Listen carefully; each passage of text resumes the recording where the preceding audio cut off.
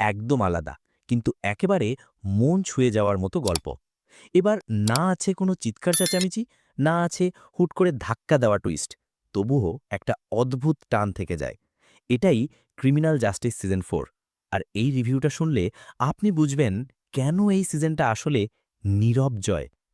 প্রথমেই বলে রাখা ভালো, আগের ক্রিমিনাল জাস্টিস সিজনগুলো যারা দেখেছেন তারা জানেন শেষের টুইস্টগুলো সবকিছু ওলটপালট করে দিত। কিন্তু এবার সবকিছু যেন একটু বেশিই চুপচাপ। কোনো হঠাৎ মোচড় নেই, কোনো চটকদার মুহূর্তও নেই। কিন্তু গল্পে একটা নরম চাপা উত্তেজনা আছে, একটা ধীর গতির কিন্তু গভীর উপলব্ধি আছে।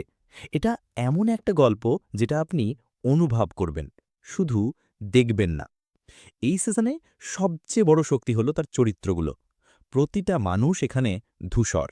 কেউ পুরোপুরি ভালো না, কেউ পুরোপুরি খারাপও না। বিশেষ করে ইরা চরিত্রটা, মাঝপথে আমিও ভাবছিলাম নিশ্চয়ই ওই অপরাধী।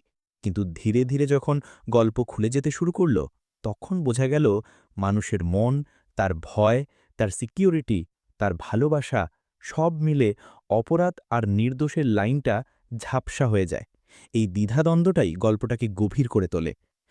মাদার্স ইনস্টিংস আর অ্যামেজিং, এই একটা সংলাপ যেন পুরো সিজনের সারাংশ। মা হিসাবে ইরার লড়াই, তার দোটানা, তার আতঙ্ক সব মিলে তৈরি করেছে এমন এক চরিত্র যাকে আপনি ঘৃণা করতে পারবেন না, আবার চোখ বন্ধ করে বিশ্বাসও করতে পারবেন না। এবং ক্রিমিনাল জাস্টিসের বড় শক্তি হল গল্পটা যতটা না আদালতের, তার চেয়েও বেশি মানুষের। অনেকে বলছেন এই সিজনে টুইস্ট নেই, স্লো লাগছে। হ্যাঁ, যারা শুধু থ্রিলের জন্য দেখেন হয়তো তারা হতাশ হবেন। কিন্তু যারা রিয়েলিজম পছন্দ করেন, যারা মানুষের অন্দরমহল দেখতে চান, যারা একটা চরিত্রের ভিতরকার জার্নি বোঝার চেষ্টা করেন, তাদের জন্য এই সিজন আসলেই স্পেশাল। এটা বাস্তবতার একটা আয়না, যেখানে আপনি নিজেকেও খুঁজে পেতে পারেন। এই সিজনটা আমার পার্সোনাল ফেভারিট না হলেও আমি এটাকে বলবো ক্রিমিনাল জাস্টিসের সবচেয়ে রিয়েল সিজন।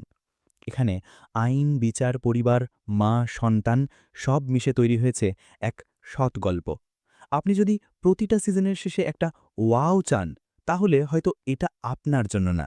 কিন্তু আপনি যদি গল্প খোঁজেন, যদি মানুষের অপরাধ না করেও দোষী হয়ে যাওয়ার অনুভব বুঝতে চান, তাহলে ক্রিমিনাল জাস্টিস সিজন 4 মিস করবেন না।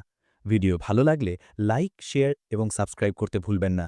এই রকমই মন ছুঁয়ে যাওয়া গল্পের রিভিউ পেতে দ্য ওয়ার্ল্ড অফ মুভিজের সাথেই থাকুন। ধন্যবাদ।